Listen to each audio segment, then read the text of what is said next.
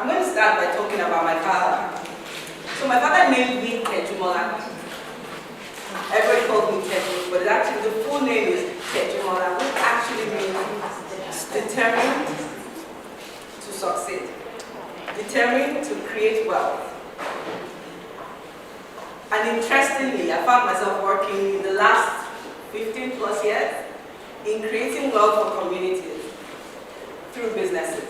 So works specifically to support MSMEs nationwide and more recently in Lagos State.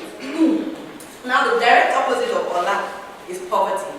Ola means wealth, prosperity, peace, health, everything good. Poverty is one of the things that we are fighting in this nation and the reason why we have to tackle unemployment. Because if we don't, we're not economically empowering our people and we continue to let poverty thrive in our nation.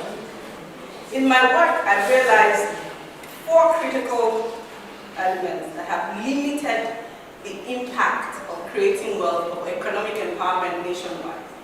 Primarily and first is education.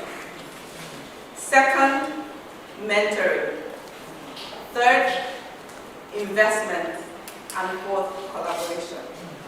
Now, why am I smiling? Every talk I have heard here today has validated my point. So let me talk about education first. Education is not just about reading and writing. It's about exposing people to the right kind of information, relevant and appropriate skills that they can use in today's economy. I can train 20 lawyers, but if they cannot get a job as a lawyer, I'm wasting my time. So when we talk about vocational education now, when we talk about formal education, we need to be more concerned about what is relevant, what is important, and what can put people to work. You know, we talk about, you already talked about getting people the right information to help their families grow. But the limiting factor has been technology skills in the rural areas. Today we can train people, we do MSME development, so what we do is capacity, part of what we do is capacity development, which could easily have been scaled if everybody had access to technology and the right skills to access this technology. But what we find is there's limited education in that space. So you want to do something in Cross River, in the most interlands, but they don't even know what it means to do. When you say Microsoft, what? You know, those are the kind of things that we're saying that very relevant now, that we have to think about. Education changes a lot and scales impact. I read Moments of Live, and one of the most critical success factors is the ability to provide the relevant information to the women at the right time. So they credit a lot of the success on population control and birth control to the ability to educate the community leaders and the women themselves about the impact of not controlling how they have children. You can be more economically empowered rather than just being a baby machine. Those are the kind of conversations that actually help people when we're talking about education for economic impact. I also use another example, Malala and Oprah. Now we all know the story of Malala. I hope we know the story of Malala. Let me know that too. Afghanistan wasn't normal for a girl to go to school, but she fought and almost lost her life because she wanted to get an education. Now, because she's getting an education today, the impact she's having universally, making sure other young children go to school, is remarkable. The same thing with Oprah today. A lot of women look up to her. In fact, if there's anybody in this room that doesn't think Oprah is a good example, please let me see your hands. But the interesting thing is, why is Oprah where she is today? Oprah was born into poverty. Abject poverty. Her mother was a cleaner in Maine. But she made her education a priority, including the people around her. Education changes the way you see things. It opens the mind up. It helps you know what is relevant, what is important. And that's why I think education is one of the primary things we must solve for when we want to economically empower people. Now, what model would I say is a very successful model for measuring the impact of education? Today in the world, they say that the higher the human capacity index is, the more investment flows into that country. And we see that in the West. It is very true. But this YCAB Foundation, based in Indonesia, they have a model where you can easily measure the impact of education. And I'm simply saying that when they invest in somebody's education, that same individual, when he ends up going through that cycle, provides investment for the next generation to get educated. This is what education can do. It can change the narrative. We can begin to reduce poverty by the numbers, making sure people get wealth by having the right kind of education. The second thing I want to talk about is mentorship.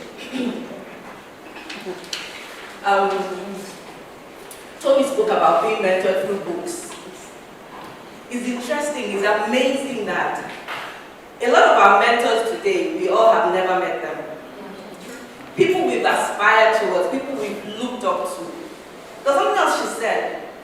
When she reads about their lives, she's inspired to do better. She's inspired not to give up. That's the truth.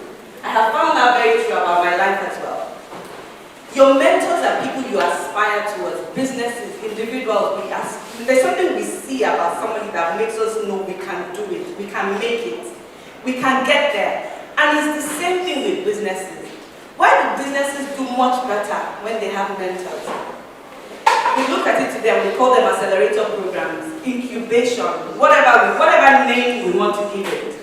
But the idea is that somebody has walked that walk and is making it easier for you to follow that path. That's why mentoring is so important for success.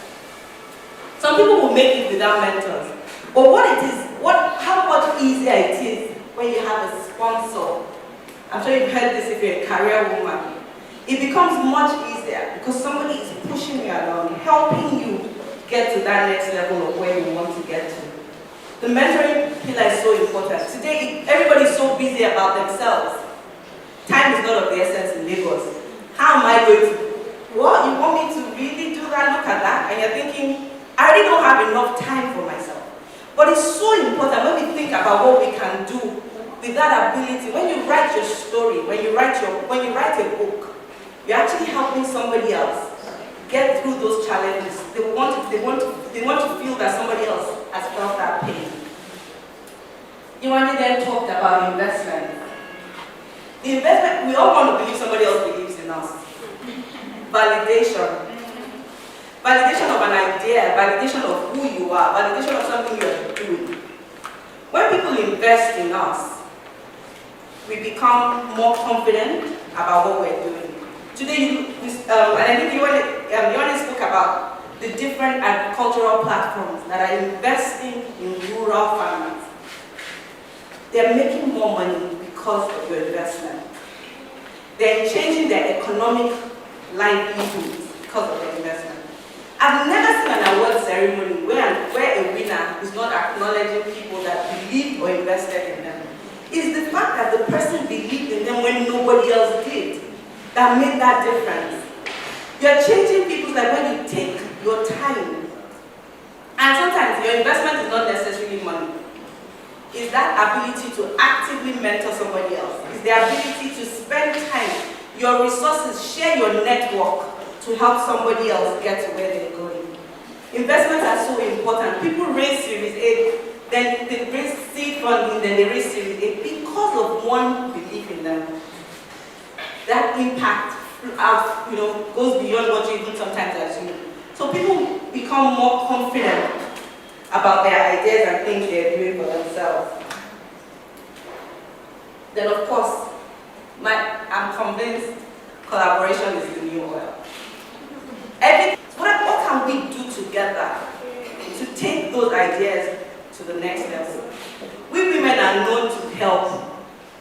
Let me give an example. I don't know if anybody knows what we call about agile cooperative systems. Traditionally, it is the women that have shown the world how to do it. In collaboration, in agile system, You are paying it forward in the sense that you are helping somebody else meet a liability at a certain time, so that when it's your own turn, you can also get access to those funds at no cost, in the sense that you're not paying any interest to a bank or to a money lender. Those collaboration type of things. Today in formal finance, we call it syndication, we call it blended finance. But those things have been existing for donkey years. Those are kind of partnerships we must find, effective collaborations, things that help us to scale our impact, that helps us to meet our objectives, that help us with our idea, promoting our ideas to the world. Who are the kind of people that you need to get in touch with? Who is going to help you with this idea that you still have brewing at the back of your mind that you haven't really done much with? I know something else that is very popular now. Women share a whole car. That solves their problem around going to the market. It also solves their problem about the parts of the cow they actually want. Another one is carpooling when it comes to school runs for children. You have a career, you're busy. What are those systems that will work for you? It's not until you go into an MOU partnership that is talking about millions of dollars that you're going into collaboration. It's that next person sitting next to you that can help you achieve what you're trying to do. Collaboration is so important for life itself. And in the words of Rita Roy of the Mastercard Foundation, she says nobody succeeds alone. There are many others supporting us, which means people exist to support us, but we need to find them out. Don't sit in your comfort zone. Find the people or the effective partnerships that can actually help you. In conclusion, I started with my name, and I'm going to end with that as well.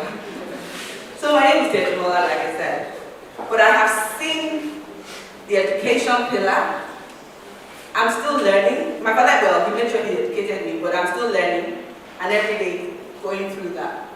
I have seen mentors. I have two remarkable mentors for different aspects of my life: career, motherhood, balancing it, having it all. Different mentors for different parts of my life, and I read a lot. Reading memos, people's lives, actually really does help. I've seen people invest in me over the years. I shared this story about being an artist at one point in my life. I used to paint. These pictures were really ugly. My father would make it sound like we've done the best artwork on the surface of this earth. He encouraged me. I felt nothing could beat it. At a point, I also went into catering. My siblings would be the one advertising my burnt jollof rice, my crappy salad. But those things make me feel really unbeatable. And that's the truth. In terms of collaboration, I learned it very easily that if you wanted to go alone, if you wanted to get in trouble alone, you will carry the alone. But if you carry the whole street children, if all of you get in trouble together, it becomes much easier. Yes. It becomes so much easier to live it through. When that is going to punish all of you, you all are already saying, okay, when we kneel down, when I need to bend down small, I'll use your slippers. But collaboration does help. But is it the study groups in university that helped me pass my school? I do not take it for granted. And that's just been my thoughts, my ideas around economic empowerment. We cannot de-emphasize, we cannot limit the impact education has, mentoring, investing in others, and of course, seeking the right collaborations that help us. Thank you for your time.